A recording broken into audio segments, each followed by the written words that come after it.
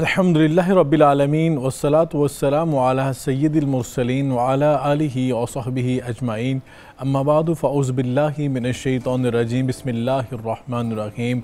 अस्सलामु अलैकुम व्यूअर्स, आप देख रहे हैं प्रोग्राम इस्लाम और ईमान और मैं हूं आपका होस्ट सैयद उसामा बुखारी। नाज़रीन किराम, अल्लाह रब्बुल इज़्ज़त ने कुरान करीम में बयान फरमाया, लक़द काना लकुम फ़ी रसूलिल्लाहि उस्वतुन हसना, तुम्हारे लिए बेहतरीन नमूना आका अलैहिस्सलाम की ज़िंदगी है, आपकी हयात तय्यबा है, आइडियल है आपके लिए। आपने ज़िंदगी गुजारने के उसलूब, ज़िंदगी गुजारने के हवाले से जितनी तालीमात हैं आका अलैहिस्सलाम की सीरत तय्यबा से रोशनी हासिल करनी है।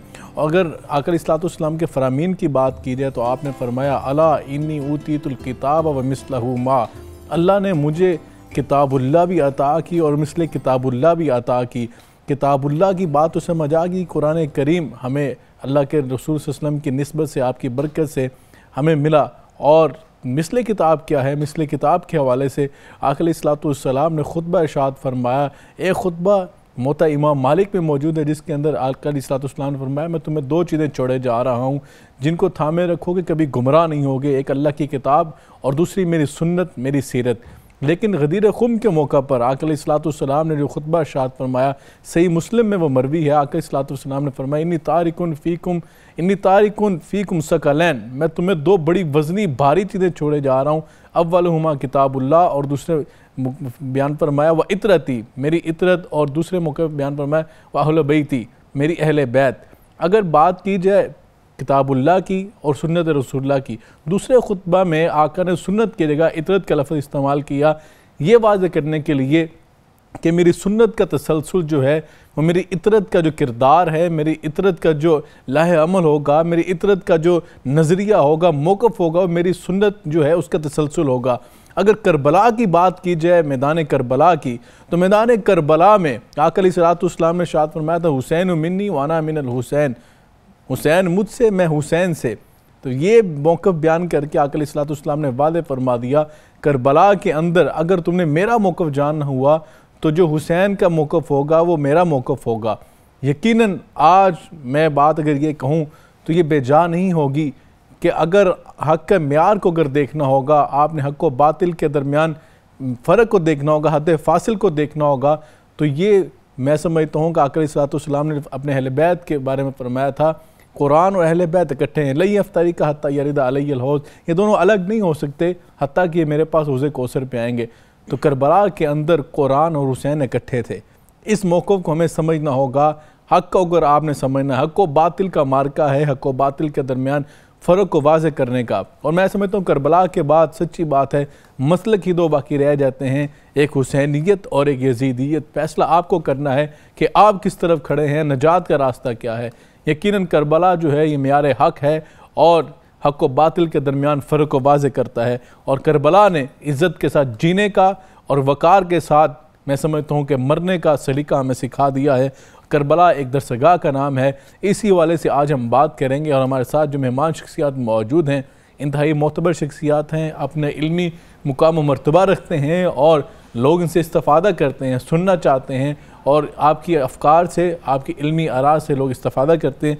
सबसे पहले मेरे साथ जो मेहमान शख्सियत मौजूद हैं, अल्लामा सैयद हसन रज़ा हमदानी साहब। शाह जी, आपका बहुत शुक्रिया, आपने वक़्त अनायत फरमाया। और आपके साथ उस्तादुल असातिज़ा, हमारे उस्ताद मोहतरम प्रोफेसर डॉक्टर सईद अहमद सईदी साहब हमारे प्रोग्राम की रौनक बनते हैं और हमें सादत बख्शते हैं कि हमें वक़्त अनायत फरमाते हैं। आपको डॉक्टर साहब खुशामदीद कहते हैं, प्रोग्राम का बाकायदा आगाज़ भी करते हैं। अल्लामा साहब, ये बयान फरमाइए कि करबला, ये जब लफ्ज़ आता है, सच्ची बात है कि ईमान को तक़वियत मिलती है, जज्बा मिलता है और हुर्रियत का जज्बा पैदा होता है। और इसके साथ साथ इमाम आली मुकाम ने जो हमारे लिए उसवा छोड़ा है, मैं नहीं समझता कि हम 10 दिनों के अंदर इसको महदूद कर दें, तहदीद कर दें कि सिर्फ 10 दिनों में ही हमें तज़किरा शहादत सैयदना इमाम हुसैन अलैहिस्सलाम करना है। ये तो पूरी इंसानियत के लिए पैगाम था, ये इस्लाम के लिए पैगाम नहीं, पूरी इंसानियत के लिए ये पैगाम था। हमने क्यों उसको 10 दिन के लिए महदूद कर दिया?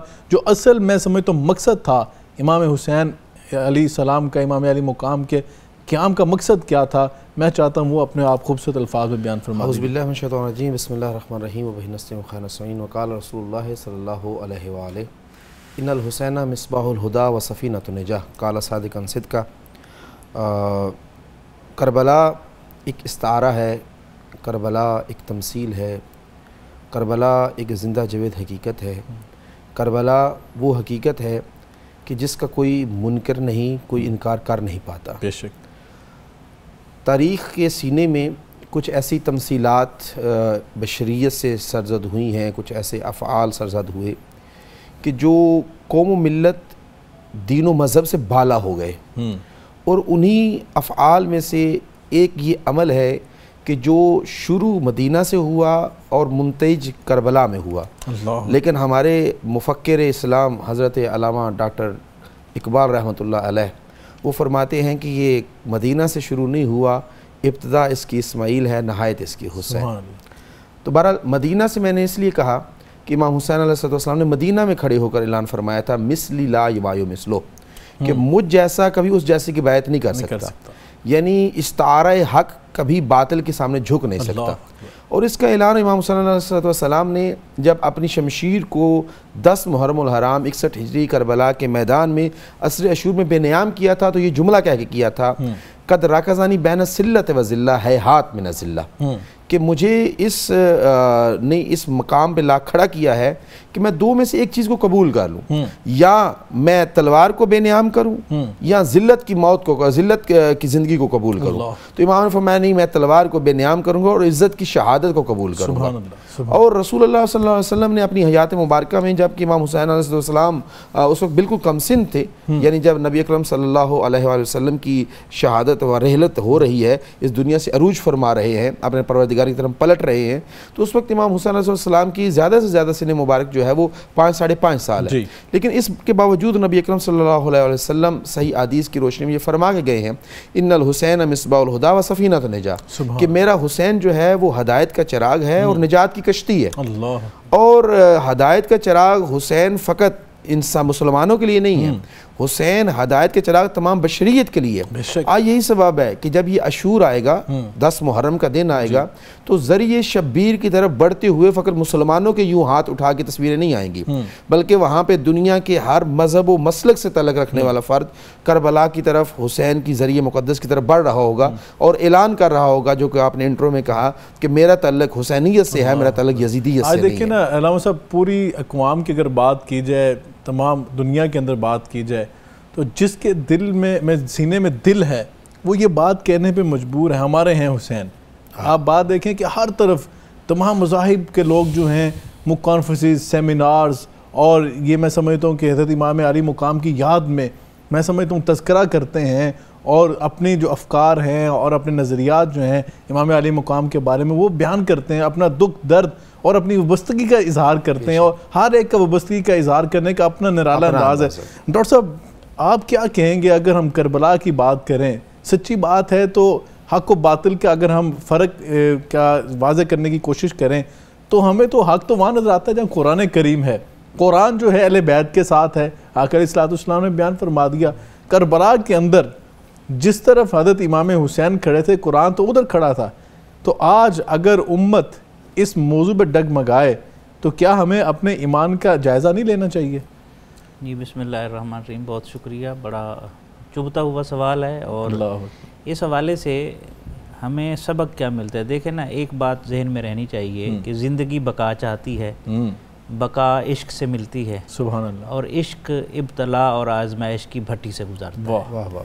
اور یہی حقیقت ہے کہ تاریخ انسانیت میں آپ کو مجدد کے دعوے کرنے والے ملیں گے، محی الدین کے بھی ملیں گے، آپ کو ایون نعوذ باللہ جھوٹے نبوت کے دعوے دار بھی ملیں گے، لیکن حسین کا دعویٰ کرنے والا کوئی نہیں ہے، اس لیے کہ حسین بننے کے لیے کربلا سے گزرنا پڑتا ہے۔ ایک بات تو یہ طے ہے، اور کربلا معیار حق ہے۔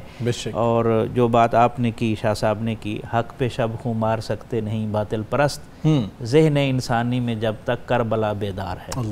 تو یہ بات تو ٹھیک ہے، لیکن ہم نے اپنے ساتھ کیا کیا ہے؟ اصل قصور تو ہمارا ہے نا، ہم کہاں کھڑے ہوئے ہیں؟ تو چند چیزیں اس حوالے سے میں عرض کرتا ہوں۔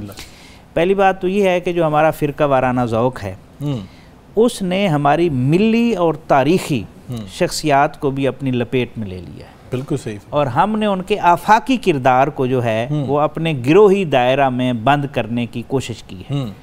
اور انہی شخصیات میں سے ایک شخصیت حضرت امام حسین کی بھی ہے بے شک بے شک یہ ظلم کیا ہم اجتماعی طور پر۔ دوسرا جو پہلو ہے اس حوالے سے دیکھیں، ہم غم حسین کا یا محبت حسین کا اظہار کم کرتے ہیں علیہ السلام، اور اپنے مسلک کا شعار زیادہ بناتے ہیں، پھر مسئلہ جو ہے وہ کربلا کا نہیں رہتا بلکہ اپنے اپنے دھڑے کی بقا اور انا کا بن جاتا ہے۔ اور جب کہ ہم یہ بات کر چکے ہیں کہ کربلا جو ہے یہ عالم انسانیت کا پیغام ہے۔ ہاں جی، سب کے لیے۔ اچھا، تیسری بات یہ ہے، یعنی یہ دکھتی ہوئی باتیں ہیں جو میں آپ کے سامنے رکھ رہا ہوں، مطلب دل کانپتا ہے کہ ہم نے اپنے ساتھ کیا کر دیا ہے۔ تیسرا پوائنٹ یہ ہے کہ بظاہر ہم خراج تحسین پیش کرنے کے لیے جلسہ و جلوس کا اہتمام کرتے ہیں، لیکن بلاتے ان کو ہیں، ان لوگوں کو ہیں جن کی اپنی بقا اور گزران اسوہ حسینی سے وابستہ نہیں، بلکہ امام حسین علیہ السلام کے نام پر فرقہ بندی پر ہے، اور وہ آگ لگاتے ہیں۔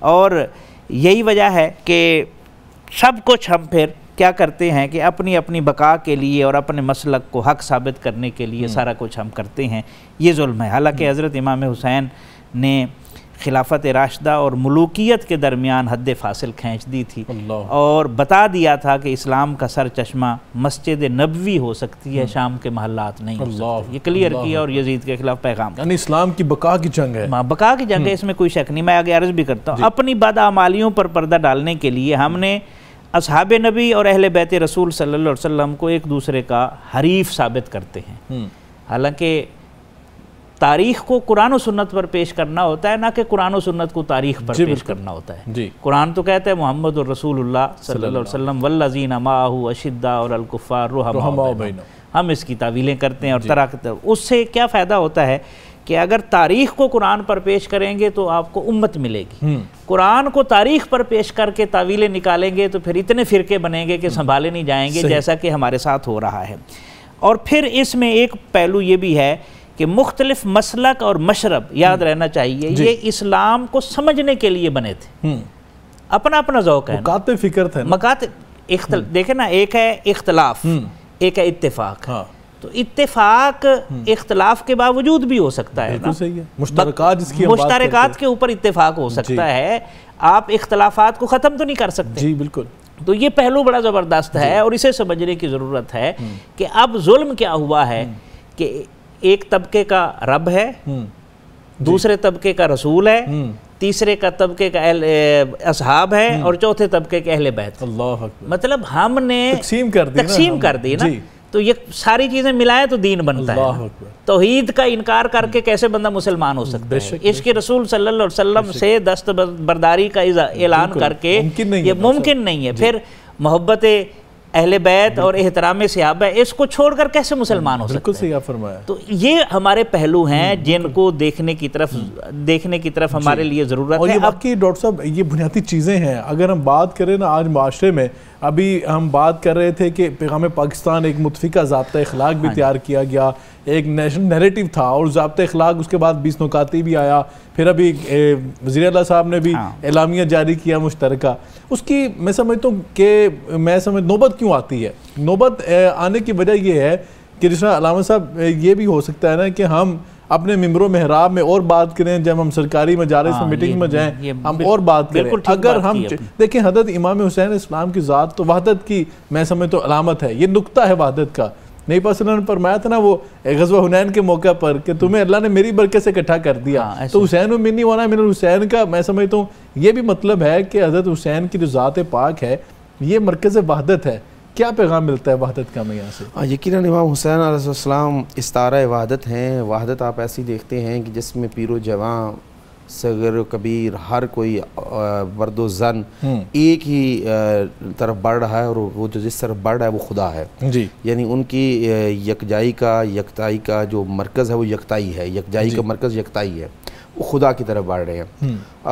اصل میں مشکل یہاں پہ آ جاتی ہے کہ جب انسان خود کو ہی حق میں سمجھتا ہے اور دوسرے کو باطل میں سمجھتا ہے، تو یہاں پہ مشکل آتی ہے، یہیں سے تفرقے پنپتے ہیں، اور یہیں سے خدا متعال نے بھی فرمایا تلک الرسل فضلنا بعضهم علی بعض، ہم نے بعض رسولوں کو بعض رسولوں پر فضیلت عطا فرمائی ہے۔ اسی طرح خود خدا کی ذات کا ایک مرتبہ ہے، خود رسول اللہ صلی اللہ علیہ وسلم کا ایک احترام ہے، ایک مرتبہ ہے، خود اہل بیت کا ایک مرتبہ ہے، اصحاب کا ایک مرتبہ ہے. یعنی پروردگار عالم نے خود اپنے حبیب سے کلوایا قُلْ لَا أَسْأَلُكُمْ إِلَيْهِ أَجْرًا إِلَّا الْمَوَدَّةَ فِي الْقُرْبَى. اب یہ قربا کی منزل پہ بھی مطلب اتفاق نہیں رہ سکا کہ قربا کہاں تک اس کا مطلب کرائٹیریا جاتا ہے، مگر یہاں تک تو سب متفق ہیں کہ قربا اہل بیت ہی صادق آتے ہیں. یہاں تک، اس سے آگے بھی ہو سکتا ہے، باقی اختلاف ہو سکتا ہے، مگر یہاں تو سب متفق ہیں کہ اہل بیت قربا میں ہیں. تو جب جن کی مودت واجب ہے، یا جس طرح آپ نے بتایا فرمایا انٹرو میں کہ نبی اکرم صلی اللہ علیہ وسلم نے فرمایا انی تارکن فیکم الثقلین کتاب اللہ و عترتی اہل بیتی ما ان تمسکتم بہما لن تضلوا بعدی لن یفترق حتی یرد علی الحوض، کہ میں تمہارے درمیان دو گراں قدر چیزیں چھوڑ کے جا رہا ہوں، ایک قرآن اور ایک کہ میری عترت اہل بیت. اگر تم ان کے ساتھ متمسک رہے تو کبھی گمراہ نہیں ہوگے. ابھی متوجہ ہونے کی ضرورت ہے کہ نبی اکرم صلی اللہ علیہ وسلم نے کن کے بارے میں کہا کہ یہ ہدایت کا وسیلہ ہے، گمراہی سے بچائیں گے، اور کن کے بارے میں کہا کہ تم ان سے متمسک رہے تو کبھی گمراہ نہیں ہوگے. اب یہی منکم اور قربا مطلب اہل بیت، یہی سمجھنے کی ضرورت ہے. اگر ہم سمجھ لیتے ہیں کہ جس طرح واقعہ مباہلہ میں نبی اکرم صلی اللہ علیہ وسلم نے بتایا کہ یہ میری اہل بیت ہے، اور ان کو لے کے میدان مباہلہ میں گئے، اور اسلام کو مسیحیت پر خدا نے وہاں پہ فضیلت عطا فرمائی، اور توحید یکتائی رب ذوالجلال 5 تن کے وجود سے ثابت ہو گئی، اور اسی سے 5 تن پاک ہیں، نہ کہ کسی کے ضد میں وہ 5 تن پاک ہیں، وہ واقع مباہلہ سے بالکل. اور آیت تطہیر جو ہے، آیت تطہیر اس کا شان نزول جو ہے، اس ایک بیان ہوتا ہے کہ آقا علیہ السلام نے امام حسن کو بلوایا، امام حسین کو، حضرت علی المرتضیٰ کو، سیدہ فاطمہ الزہرا کو، اور نبوت کی چادر مبارک جو ہے وہ ڈال کے فرمایا اللہم ہاؤلاء اہل بیتی و خاصتی و حامدی لحم لحم ودمی. ڈاکٹر صاحب یہ بات بیان فرمائیں کہ اگر ہم بات کریں مقصد جو تھا قیام کا، کہ وہاں اعلاء کلمت اللہ کے لیے اور اسلام کی بقا کے لیے امام علی مقام نے 72 نفوس قدسیہ کے ساتھ اتنی عظیم قربانی دی، آج ہم کیوں نہیں، جب نام لیوا ہیں حضرت امام حسین علیہ السلام کے، ہم تذکرہ بھی کرتے ہیں، اور سچی بات ہے کہ بھی تو دل ڈرتا ہے کہ ہم گفتار کے غازی زیادہ نظر آتے ہیں، انہوں نے تو اسلام کی بقا کی خاطر اپنا سر جو ہے نیزے کی نوک پر بھی لجا کر وہاں پہ قرآن کی تلاوت جو ہے کر کے دکھلا دی. لیکن آج ہم ان کے نام لیوا کہاں کھڑے ہیں؟ اسلام کی اگر ہم بات کریں اسلام کی بقا کی، ابھی ہماری آنکھوں کے سامنے قرآن پاک کی بے حرمتی ہوئی ہے، مسلمانوں کو آزمایا جاتا ہے، ان کو ٹیسٹ لگایا جاتا ہے کہ ان کے کتنا کوئی ایمان ابھی باقی ہے. کیا ہم اپنے ایمان کو کس طرح مضبوط کر سکتے ہیں حضرت امام علی مقام کے اس سارے منظر کو دیکھ کر؟ اس کے نا 2 حصے کر لیتے ہیں، جو آپ نے سوال اٹھایا اس کی کئی جہتیں ہیں، لیکن ہم اس کو سمیٹتے ہوئے 2 حصے کر لیتے ہیں. ایک تو یہ ہے کہ کربلا جو ہے، یا واقعہ کربلا، یا حضرت امام حسین رضی اللہ عنہ کا کردار، یہ ایک اس کا مقصد کیا ہے. جی بالکل. اور دوسرا حصہ یہ ہم کر سکتے ہیں کہ اس مقصد کا عصر حاضر میں اطلاق کیسے ہو سکتا ہے، تقاضا کیا کر رہا ہے. تو پہلے حصے میں تو ایک بات ذہن میں رہے کہ جس طرح جسم بیمار ہوتا ہے، اسی طرح سماج بھی بیمار ہوتا ہے، سوسائٹی بھی بیمار ہوتی ہے. بدقسمتی سے ہم جسم کا علاج کرنے کے لیے تو شفا خانے کھولے جا رہے ہیں، ہاسپٹلز بن رہے ہیں، لیکن سماج جو ہمارا فرقہ واریت کا، تخریب کا، شدت پسندی کا، یہ جو بیماریاں آ گئی ہیں، انا، تو اس کی طرف ہم نے توجہ نہیں دی. تو وہ توجہ دینے کی ضرورت ہے. آپ جیسے لوگ آگے آئیں گے میڈیا پر، جب مثبت بات کریں گے، اس لیے نہیں بلایا جائے گا کہ آپس میں لڑایا جائے، بلکہ ایک افہام و تفہیم کے لیے، پیغام کے لیے. جو ہے یہ تو اتحاد کا پیغام دے رہی ہے نا، وحدت کا پیغام، خود مرکز وحدت ہے، تو اس کا فائدہ ہوگا. ایک بات یہ، اسی میں ایک بات یہ بھی پیش نظر رہنی چاہیے کہ حضرت امام حسین نے نظریہ اسلام کی حفاظت کی. یعنی یزید نے اس ہاتھ سے بیعت مانگی تھی جو 1,24,000 کم و بیش انبیاء اور رسل اور خلفائے راشدین کی امانت کا اور اس کا مظہر تھا. تو اس سے بیعت مانگی. تو اس لیے آپ فرما رہے ہیں کہ میرے جیسا انسان، یزید جیسے انسان کے ہاتھ میں ہاتھ نہیں دے سکتا. تو نظریہ اسلام کی حفاظت ہے. اور اس بات کا علامہ نے اظہار کیا کہ ما سوی اللہ را مسلمان بندہ نیست. آپ نے واضح کر دیا کہ مسلمان اللہ کے علاوہ کسی کے سامنے سر نہیں جھکا سکتا. پیش فرعون سرش افگندہ نیست. اس کا سر وقت کے کسی فرعون کے سامنے نہیں جھک سکتا. بالکل یہ ایک پیغام دیا. اور اس سے پتہ چلتا ہے، اور آپ کو پتہ ہے سید الشہداء حمزہ، حضور نے فرمایا حمزہ سید الشہداء ہے، اور ہر وہ شخص جو ظالم حکمران کے سامنے کلمہ حق کہے گا اور پھر وہ جان دے دے گا وہ بھی سید الشہداء ہے. اسی نسبت سے آپ کو سید الشہداء اس حدیث کے مصداق بھی کہا جاتا ہے. دوسرا پہلو ہے کہ کربلا معیار حق ہے. کیسے؟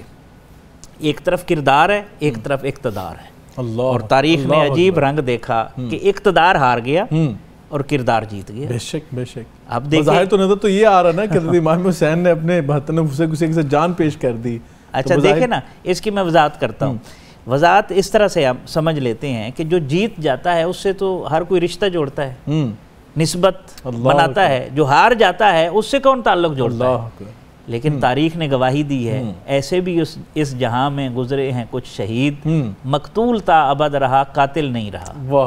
غلام حسین سب سے زیادہ رکھے جانے والے نام محمد حسین، حسن اور حسین اور فاطمہ ہیں. ایسے ہی ہے نا، سب سے زیادہ نام رکھے والے. تو یزید نام کو کوئی مل جائے، کوئی خولی کا مل جائے، کوئی ابن زیاد، کوئی شمر نہیں ملے گا آپ کو. تو اس سے کیا پتہ چل رہا ہے؟ تاریخ نے فیصلہ کر دیا جیتا کون ہے اور ہارا کون ہے. کردار جیت گیا، اقتدار ہار گیا. یہ سبق ہے ہمارے لیے. بہت بڑا سبق. ہم کردار کے حوالے سے اس وقت کمزور ہیں. عصر حاضر میں کردار کی ضرورت ہے اور ٹھہرے رہنے کی ضرورت ہے. بالکل. اور دوسرا پہلو جو ہے، قلت غالب آ گئی اور کثرت مغلوب ہو گئی. اللہ اکبر. یہ بھی ایک بڑا اہم پہلو. ہاں، قلت غالب آ گئی ہے، کثرت مغلوب ہو گئی ہے. اور قیامت تک کے لیے ایسا نشان عبرت بنا کے رکھ دیا ہے کہ ایک منفرد تصور جو ہے وہ حضرت امام حسین نے پیش کر دیا. اور بلکہ اس میں آپ نے فرمایا تا قیامت قطع استبداد کرت، موج خون او چمن ایجاد کرت. قیامت تک کے لیے ظلم و استبداد کا راستہ جو ہے وہ کاٹ دیا ہے. اور آپ کے خون کی ایک ایک بوند نے آزادی کے کئی گلشن جو ہے وہ آباد کر دیے. سبحان اللہ. تو اس سے ایک یہ بھی پتہ چلتا ہے. اچھا تیسری بات، جبر و استحصال شکست کھا گیا ہے اور صبر و استقلال غالب آ گیا ہے. یہ بھی پیغام ہے. تو اس لیے جو ہمیں پیغام ملتا ہے، علامہ نے اس کو عصر حاضر کے ساتھ جب جوڑا ہے تو خوبصورت کہا ہے، سرخ رو عشق غیور از خونے او. غیرت مند جو عشق ہے نا، جو دین کے لیے ہوتا ہے، ملت کے لیے، وہ حضرت امام حسین رضی اللہ عنہ کے مقدس خون سے سرخ رو ہے. اللہ اکبر. شوخی ای مصرع از مضمون او. آپ کی شہادت کے موضوع سے جو ہے اس مصرے نے شوخی پائی ہے اور قیامت تک رہے گی. اور دوسری جگہ پر کہتے ہیں اقبال، اور کیا خوبصورت کہتے ہیں، آ امام عاشقاں پورے بطول. عشق نہیں، عاشقوں کے امام. واہ واہ واہ. دیکھیں نا، جس نے جنت کا سردار بننا ہے اسے کربلا سے گزرنا ہے. سارے امتحان وہاں پر موجود ہیں. ہاں امام عاشقاں پورے بطول، سروے آزاد ز بستان رسول. تو یہ پہلو ہمارے ڈاکٹر صاحب آپ جب بول رہے ہوتے ہیں نا اور اہل بیت کی محبت کی بات ہو، اور صاحب علامہ اقبال کے اوپر آپ کو اللہ پاک نے خصوصی ملکہ صاف، تو دل نہیں کرتا آپ کو روکا جائے، لیکن آپ کو پتہ ہے بریک طرف جانا ہوتا ہے، ہمیں شارٹ بریک لینا ہوگی. اور بڑی خوبصورت بات علامہ صاحب نے اور آپ نے بیان فرمائی. یقیناً امام علی مقام نے جو ہمیں سبق دیا ہے، ایک ہوتا ہے مقام صبر، ایک ہے مقام رضا. آپ نے مقام رضا پہ جا کے کہا نا اے اللہ میں تیری تقدیر پر راضی. یہ بات کہنا ہر کسی کے بس کی بات نہیں. یہ امام علی مقام کے مقام اور مرتبہ تھا. ناظرین کرام، یہاں پہ ٹائم ہوا شارٹ بریک کا. بریک کے بعد آتے ہیں، علماء کرام سے اس موضوع پہ مزید جانیں گے اور استفادہ بھی کریں گے.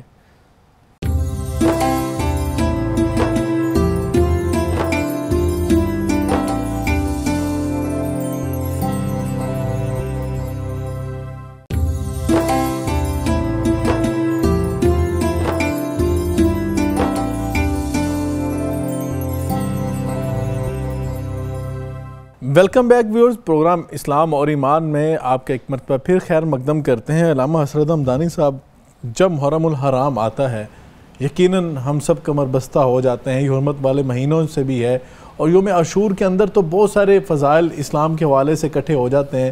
اسلام کی بہت ساری یہاں پہ نسبتیں موجود ہیں، انبیاء کرام کی نسبتیں. لیکن کربلا کے بعد یوم عاشور جو ہے، یہ زیادہ تر اگر ہم بات یہ کہیں تو بے جا نہیں ہوگی کہ یوم عاشور جو ہے اس کی نسبت امام حسین علیہ السلام کے ساتھ ہی ہو گئی، اور اس کا تعارف ہی حضرت امام حسین علیہ السلام کی قربانی سے ہو گیا. عرض یہ کرنا چاہوں گا کہ جب محرم الحرام آتا ہے ہم دیکھتے ہیں ہر طرف میٹنگز جو ہیں، سرکاری میٹنگز بھی ہوتی ہیں، آپ بھی جاتے رہتے ہیں، نجی مجالس کے اندر بھی آپ دیکھتے ہیں بات ہو رہی ہے، وحدت کی بات ہونی چاہیے، اتفاق کی بات ہونی چاہیے۔ جب امام حسین علیہ السلام کی ہم نے بات کی، یہ تو انسانیت کے امام ہیں، یہ انسانیت کا میسیج لے کر آئے ہیں، انسانیت کے لیے انہوں نے قربانی دی ہے، اسلام کی بقا کے لیے دی ہے، انسانیت کا جو امن کا پیغام تھا اس کی خاطر قربانی دی ہے۔ تو یہ پھر جھگڑے، لڑائیاں، یہ ایک دوسرے کے اوپر میں سمجھتا ہوں کہ ہم جو الزام تراشیاں اور جو سخت زبانیں استعمال کرنا، اس کی بجائے اگر ہم محبت کے پھول برسائیں امام علی مقام کے فضائل کو بیان کر کے، تو ایسے حق ادا نہیں ہو سکتا محرم کا۔ یقیناً آغا اسامہ، آپ نے بجا بات کہی، وہی بات جو شروع میں سیدی صاحب نے بھی فرمائی، میں نے بھی عرض کی کہ انہوں نے فرمایا کہ ہم نے بانٹ لیے ہوئے ہیں نا، کہ اہل بیت شیعوں کے پاس آ گئے، ہمارے ایک طبقہ نے جو ہے وہ ایک اصحاب کو لے لیا، ایک طبقے نے جو ہے وہ رسول اللہ کو لے لیا، ایک طبقے نے اللہ کو لے لیا۔ تو بہرحال بات تو وہی آتی ہے کہ یہ ساری جو جھگڑا ہے، لڑائی ہے، یہ امام حسین کے لیے نہیں ہے، یہ ہر کوئی اپنے لیے جھگڑا کر رہا ہے، اپنے لیے۔ بات یہی آتی ہے کہ امام حسین علیہ السلام نے جو پیام کربلا دیا تھا، اس میں ایک وحدت کا پیغام بھی ہے، محبت کا پیغام بھی ہے۔ وحدت آپ دیکھیں نا کہ اگر 109 سالہ صحابی پیغمبر جناب مسلم ابن اوسجا جو عقیدہ، جو سوچ، جو فکر اور جو حوصلہ رکھتے ہیں اور جو ارادہ رکھتے ہیں باطل سے ٹکرا جانے کا، وہی 18 سال کا کڑیل جوان علی اکبر بھی وہی رکھتا ہے، 13 سال کا امام حسن کا یتیم حضرت علی قاسم وہ بھی وہی، اسی طرح جناب زینب کبریٰ سلام اللہ علیہ کے فرزندگان اون و محمد، وہ 7 اور 8 سال کے بچے بھی وہی عقیدہ، وہی نظریہ، وہی فکر، وہی سوچ، طاغوت سے ٹکرا جانے کی سوچ، ولی حق کا ساتھ دینے کی سوچ، اپنے آپ کو حق کے راستے میں قربان کر دینے کا ولولہ حوصلہ۔ اور میں تو یہاں تک کہتا ہوں کہ وہ ششمایہ علی اصغر کہ جو خود کو جھولے سے بار بار گرا دیتا ہے، اور جس کو اٹھا کے حسین میدان کربلا میں آتے ہیں اور فرماتے ہیں کہ اگر میں نے بیعت نہ کر کے تمہارا کوئی جرم کر دیا ہے تو ششمائے کا کیا قصور ہے؟ تو سامنے سے سہ شعبہ تیر آتا ہے اور اس کے خون کو حسین ریش پہ لیتا ہے، فرمایا میں اسی طرح نانا کی بارگاہ میں پیش ہوں گا۔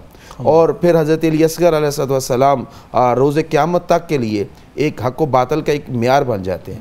اچھا، یہاں پہ جس طرح آپ نے بات کی کہ باقی بھی اسلام کے واقعات اس میں سے عاشور کے دن یا محرم الحرام کے ایام میں گزرے ہوں گے، لیکن اسی طرح کربلا کے میدان میں بڑی بڑی شخصیات ہیں۔ جناب زہیر ابن کین رضوان اللہ تعالیٰ علیہ صحابی پیغمبر، حضرت حبیب ابن مظاہر رضوان اللہ تعالیٰ علیہ صحابی پیغمبر، حضرت مسلم ابن اوسجا صحابی پیغمبر، اپنے خاندانوں کے رئیس، اور اسی طرح بڑی شخصیت حضرت عباس ابن علی ابن ابی طالب کہ جو اپنے زمانے کے بہت بڑے شجاع و بہادر، اور اسی طرح بہت سے بزرگان کو امام حسین علیہ السلام کی معیت میں زہیر کین ہے، جناب بجلی ہے، حمدانی خاندان کے اسی طرح افراد ہے، اور اس سے بڑھ کے جناب ثانیہ زہرا سلام اللہ علیہ کہ جن کا حوصلہ، جن کی استقامت، جن کا ولولہ، جن کا بچوں کو جوش دینا، خواتین کو سنبھالنا، اور ایسی حالت میں کہ جب پورے رشتہ دار، اعزاء و اقربا، حتیٰ کہ جناب ثانیہ زہرا کے 13 بھائی شہید کر دیے جاتے ہیں، ان کے بیٹے شہید کر دیے جاتے ہیں، ان کے بہنوئی حضرت عقیل کی اولاد، حضرت جعفر طیار کی اولاد، یعنی ساری آل ابی طالب کربلا میں ذبح کر دی جاتی ہے۔ اور وہاں کے عربوں کے لیے بھی جو ہے اپنا آپ ذبح کر دینا کوئی بڑی بات نہیں تھی، مہمان کا مارا جانا یہ ان کے لیے بڑا وہ ہوتا تھا، سارے مہمان جو تھے وہ ذبح کر دیے جاتے ہیں۔ ایسی حالت میں بھی بی بی استقامت کا پہاڑ نظر آتی ہیں، اور استقامت کا وہ کوئی گراں کہ جب قیدی بن کے عبیداللہ ابن زیاد کے دربار میں آتی ہیں، بھائیوں کے ساتھ نو کے نیزہ پہ سوار ہیں، جو بہنیں ہیں وہ ساتھ قیدی ہیں، جو بھائیوں کی ازواج ہیں وہ بھی ساتھ قیدی ہیں، بھتیجیاں بھانجیاں قیدی ہیں، ایک بیمار بھتیجا ہے 24 سال کا امام حسین کا بیٹا وہ بھی قیدی ہے، اسی طرح ان کا بیٹا باقر بھی قیدی، یہ سب قیدی ساتھ کھڑے ہیں۔ ایسے میں عبیداللہ ابن زیاد کہتا ہے کہ زینب تو نے دیکھا خدا نے تمہارے ساتھ کیا کیا؟ تو وہاں پہ کمال کا بھی جملہ فرماتی ما رأیت الا جمیلا، ہم نے ہر منزل پہ جمال خدا دیکھا ہے، یعنی شہادت حسین میں بھی جمال خدا ہے، شہادت عباس میں، شہادت علی اکبر میں، شہادت علی اصغر میں، شہادت علی قاسم میں، شہادت اون محمد میں، شہادت حر ابن یزید رہائی رضوان اللہ علیہ میں بھی، میں نے ہر منزل پہ، حتیٰ کہ حجاب کا چھن جانا اسباب کا لٹ جانا، خیموں کا جل جانا، اور یہ لمحہ بلمحہ تکلیف اور مصائب کا برداشت کرنا، بھوک اور پیاس کو اور بلکتے ہوئے بچوں کی صداؤں کو سننا. میں نے ہر منزل پہ جمال خدا دیکھا ہے. یعنی بتانا یہ چاہ رہی ہیں کہ ہمارا یہ سارا کچھ فقط اللہ کے لیے ہے، خدا کے رب ذوالجلال کی رضا کے لیے ہے، اور وہی جو خدا متعال نے اپنے حبیب کے ذریعے سے پہلی کلوا دیا تھا، یا ایتھا النفس المطمئنہ ارجعی الی ربک راضیۃ مرضیہ، اے نفس مطمئنہ اپنے پروردگار کی طرف پلٹا اس حالت میں کہ تیرا رب تجھ سے راضی ہے. اور رسول اللہ اکثر امام حسین علیہ السلام کو جب گود میں اٹھاتے تھے، بوسہ دیتے ہوئے اسی آیت کی تلاوت کیا کرتے تھے، یا ایتھا النفس المطمئنہ ارجعی الی ربک راضیۃ. وہی مقام تھا نا کہ جب ابھی سب کچھ کٹوایا اپنے آنکھوں کے سامنے، اپنے بیٹے، اپنے بھتیجے، اپنے بانجے، اور پیچھے خیمے میں بیبیاں، میں سمجھتا ہوں کہ وہ سامنے ظالم کھڑے تھے، ان کے رحم و کرم پر چھوڑیں، اور پھر وہاں پر میں سمجھتا ہوں ڈاکٹر صاحب کربلا کی ریت پر سر رکھ کر جو امام علی مقام نے جو فادشاہ رضینا بقضاء کا یا رب ولا الہ سوا کا یا رب، یعنی کہ اگر بندہ ایک مسند پر، تخت و تاج کی مسند پر بیٹھ کر بندہ یہ کہے نا کہ اے اللہ میں تیری تقدیر پر راضی، بات سمجھ آتی ہے. لیکن اس مقام پر جب بندہ کہے، یہ میں سمجھتا ہوں کہ مقام و مرتبہ صرف امام حسین علیہ السلام کا ہی ہے. ڈاکٹر صاحب کیا پیغام ملتا ہے صبر و استقامت کا، کہ امام علی مقام نے جو ہمیں دین کی خاطر صبر کرنا، استقامت کا پہاڑ بننا. آج تو ہم چھوٹی چھوٹی آزمائشوں پہ، چھوٹی چھوٹی پریشانیوں پر جلدی الجھ جاتے ہیں، پریشانیوں کے شکار ہو جاتے ہیں، عزت میں سمجھتا ہوں کہ عزم و حوصلہ ہار جاتے ہیں. لیکن امام علی مقام کی سیرت ہمیں کوئی اور پیغام دے رہی ہے. اس میں نا دو حصے میں پھر اس بات کے کر لیتا ہوں. ایک بات تو یہ ہے کہ یزید کا یہ خیال تھا کہ طاقت حق ہے، ٹھیک ہے، اور جس کے طاقت کا نشہ تھا نا، جس کے پاس بھی اقتدار ہوتا ہے وہ یہی سمجھتا ہے کہ طاقت حق ہے، اور یزید نے بھی یہی سمجھا. جبکہ حضرت امام حسین علیہ السلام کا مطمع نظر یہ تھا کہ حق میں طاقت ہے. بے شک بے شک، اور آپ نے اس کو ثابت کیا. اب دیکھیں نا علامہ نے کیسا خراج تحسین پیش کیا، زندہ حق از قوت شبیری است، باطل آخر داغ حسرت میری است. ٹھیک ہے، اور زمانہ گواہ ہے، مطلب یہ تو تاریخ گواہ ہے، اس کو کوئی جھٹلا بھی نہیں سکتا. یعنی جس کا نام آپ یزید رکھ دیں اسے تو معاشرے میں تلقی بالقبول نہیں ملتی، اس کا تو جواز ہی ختم ہو جاتا ہے. اچھا، دوسرا شوکت شام و فر بغداد رفت، شام کی شوکت اور بغداد کا کر و فر رخصت ہو گیا. سطوت غرناطہ آز ہم یاد رفت، اور غرناطہ کی سطوت بھی دماغ سے محو ہو گئی. تار ما زخم آش لرزہ ہنوز، آج بھی ہمارے ایمان کی تار جب کربلا کا یا امام کربلا کا تذکرہ ہوتا ہے تو دل کی تار جو ہل جاتی ہے، ٹھیک ہے. اور تازہ از تکبیر او ایمان ہنوز، اور آج بھی ان کی جو انہوں نے نعرہ تکبیر ادھر بلند کیا اور سجدے میں سر رکھ کر سبحان ربی الاعلیٰ کہا، آج بھی اس سے ایمان کو تازگی ملتی ہے. ایک پہلو تو یہ ہے. جی، اور پھر جو طاقت حق ہے اور حق میں طاقت ہے، اب دیکھ لیں یزید نے سب کچھ لٹا دیا نا، سب کچھ دیا، سارے عہدے اور سارے لالچ دیے، لیکن کیا قافلہ حسینی کا ایک فرد یزید کی طرف اس نے سر اٹھا کر دیکھا ہے؟ اللہ اکبر. ہاں یہ دیکھا ہے. مطلب حضرت امام حسین نے ایک موقع پر نہیں، کئی مواقع پر خطاب کیا اور بار بار فرماتے رہے کہ یزید مجھے اپنے راستے کی رکاوٹ سمجھتا ہے، جو جانا چاہتا ہے جا سکتا ہے، میں زندہ رہا تو شکوہ نہیں کروں گا، اور وفات پا گیا تو نانے کی بارگاہ میں شکایت نہیں کروں گا، جا سکتے ہیں. شب عاشور بھی یہ خطاب کیا. لیکن کیا قافلہ حسینی کا کوئی ایک فرد، کوئی گھوڑے کے سم سے اٹھنے والی گرد اور غبار کا کوئی سودا کیا ہو؟ ضمیر کو سودا تو دور کی بات ہے، خیمے کی کسی تناب کا سودا کیا ہو؟ ایسا نہیں ہوا. تو اس سے پتہ چلتا ہے، بلکہ دوسری طرف سے جو ہے کمانڈر ان چیف لشکر یزید کا، وہ حضرت امام حسین کے پاس آیا ہے. بالکل ٹھیک ہے. مطلب سمجھ آتی ہے کہ حق میں طاقت ہوتی ہے، طاقت میں حق نہیں ہوتا. یہ پیغام ہے. اب ہمیں کیا کرنا چاہیے، وہ چند گزارشات ہیں. پہلی گزارش یہ ہے کہ اصول اور فروع میں فرق رکھنا چاہیے. صحیح. ہم اصل اور فرع کو خلط ملط کر دیتے ہیں اور اس سے مسائل گڑبڑ ہوتے ہیں. دوسرا فرض یہ ہے کہ دین اور فرقے کی صحیح نوعیت سمجھی جائے.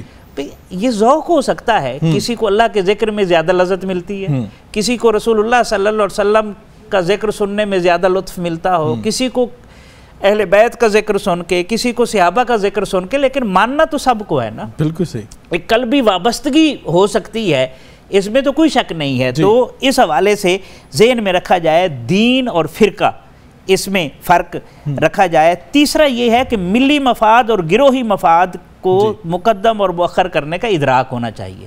کیا ہم ملت کو ملیہ بھیٹ تو نہیں کر رہے؟ نظریات کو پاؤں تلے رون تو نہیں رہے؟ کیا میرے اس رویے سے جو ہے وہ ملت کا مذاق تو نہیں اڑایا جا رہا؟ یہ ہمیں دیکھنا چاہیے. یہ پیغام ہے. اور سیکنڈ لاسٹ یہ ہے شاہ جی، اہم اور غیر اہم باتوں کے درمیان فرق کیا جائے. بالکل صحیح. ہم معاشی طور پر بھکاری بن گئے.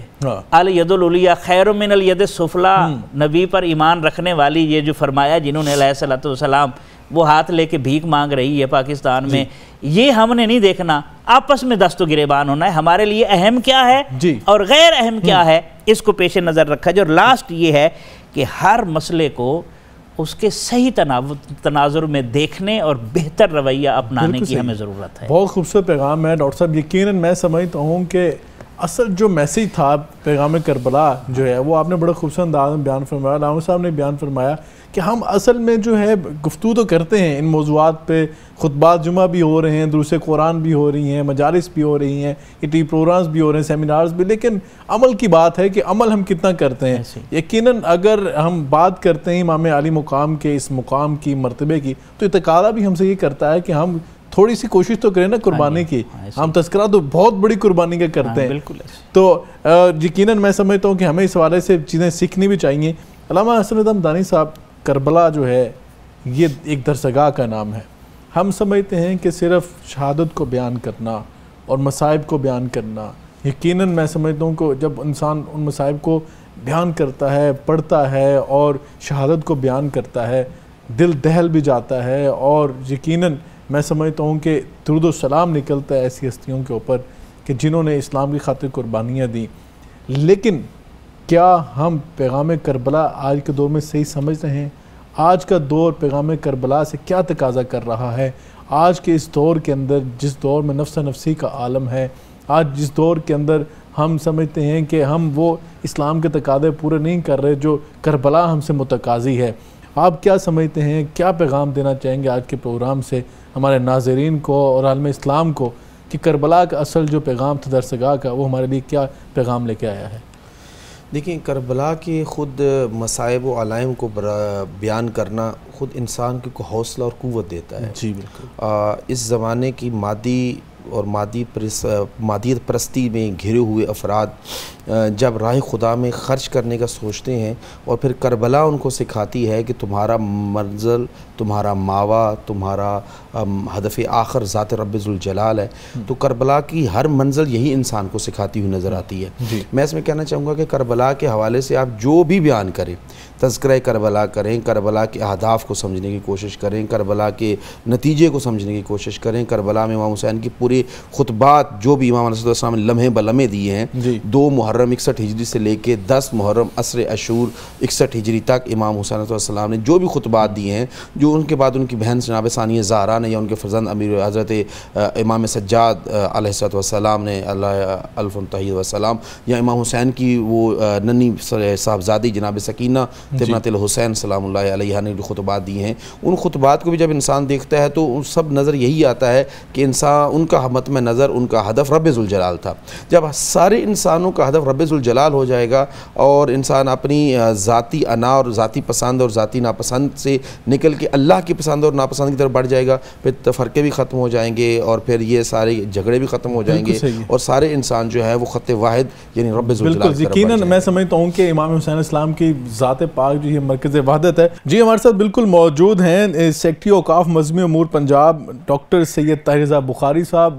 شاہ جی آپ کو خوش آمدید کہتے ہیں. اور یقیناً میں سمجھتا ہوں کہ اگر بات کی جائے پیغام کربلا کی، اور اگر امام حسین علیہ السلام کی شہادت کا جو پیغام ہمیں مل رہا ہے، کربلا ایک درسگاہ کا نام ہے، تو کربلا ہمیں کیا پیغام دے رہی ہے؟ کیسے ہم اعلاء کلمات اللہ کے لیے، جس نے امام حسین علیہ السلام نے قربانی پیش کی ہے، ہمارے لیے اس میں کیا پیغام ہے؟ ہم اپنی زندگیوں کو ایسے میں سمجھتا ہوں کیسے ڈھال سکتے ہیں امام علیہ السلام کے پیغام کے مطابق؟ میں چاہتا ہوں کہ آپ اپنے خوبصورت الفاظ میں ہمیں وہ پیغام سنا دیجئے تاکہ ہم اپنی زندگیاں جو ہیں میں سمجھتا ہوں راہ نجات کے اوپر لے آئیں اور اس کو مشعل راہ بنائیں، اور میں سمجھ دونوں جہانوں کی کامیابی بھی اسی میں۔ کیا وہ پیغام ہے جو امام حسین علیہ السلام کی شہادت سے ہمیں ملتا ہے؟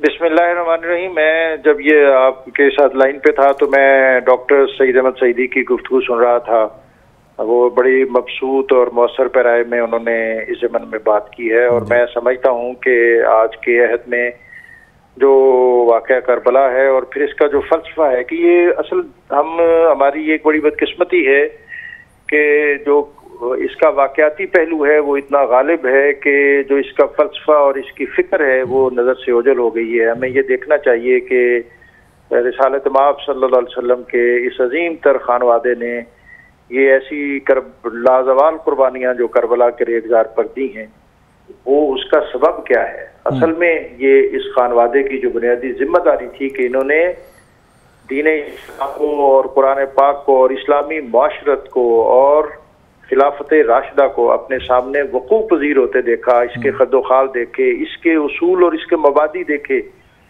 انہوں نے حضرت ابوبکر صدیق کا عہد دیکھا، عمر فاروق، عثمان غنی اور باب مدینہ العلم حضرت علی المرتضیٰ کا عہد دیکھا۔ تو انہوں نے دیکھا کہ یہ عہد جو ہے اس میں کہیں بھی جانشینی نہیں ہے، اس میں کہیں بھی وراثت نہیں ہے۔ انہوں نے جو بیت المال ہے اس کی سینکٹیٹی اور اس کا تقدس دیکھا کہ اس کو کہیں بھی ذاتی اغراض کے لیے استعمال نہیں کیا جا رہا۔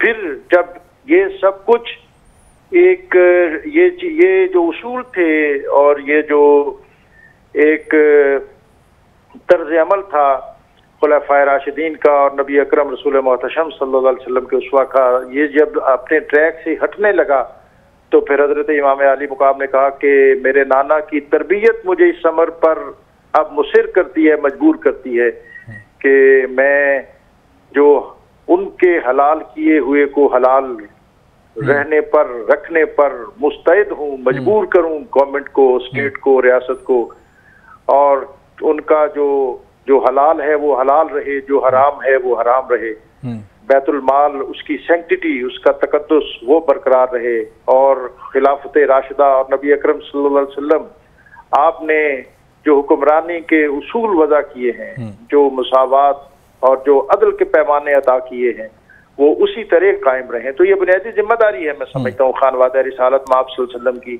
کہ انہوں نے ان اصولوں کی آبیاری کرتے ہوئے اس پر کوئی کمپرومائز نہیں کیا، اور قیامت تک انسانیت کو اور مسلمانوں کو یہ درس دے دیا کہ اگر اس ضمن میں کوئی بڑی سے بڑی قربانی وہ بھی دینی پڑی تو دیں، لیکن آپ صلی اللہ علیہ وسلم آپ کے دین کے امور میں کسی طرح کا کمپرومائز نہ کریں۔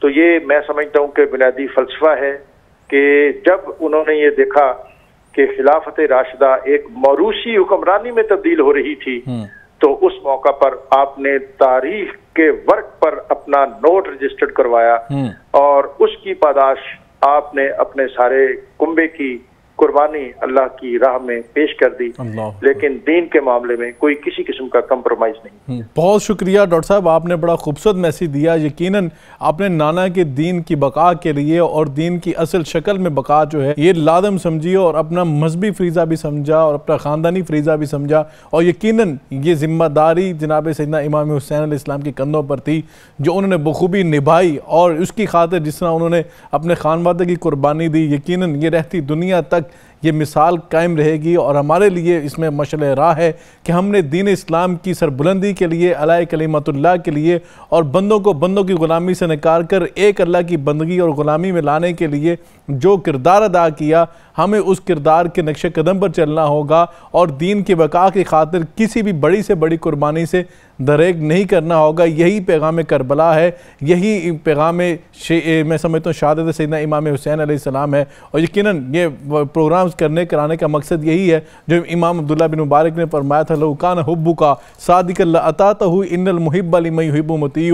محبوب سے جب محبت کا دعویٰ کیا جاتا ہے تو اس کا مطیع اور فرما بردار بھی ہونا پڑتا ہے، ان کے نقش قدم پر چلنا پڑتا ہے۔ ہماری دعا ہے کہ اللہ رب العزت ہمیں سیدنا امام حسین علیہ السلام کے نقش قدم پر چلائے، ہمیں حسینیت زندہ باد کے نعرے لگانے والا بنائے، اور حشر کے میدان میں ہمارا جو میں سمجھتا ہوں ہمیں امام حسین علیہ السلام کے ساتھ اللہ رب العزت ہمیں معشور فرمائے، اور ہمیں قیامت کے دن اہل بیت طہار اصحاب رسول کے ساتھ نصیب فرمائے۔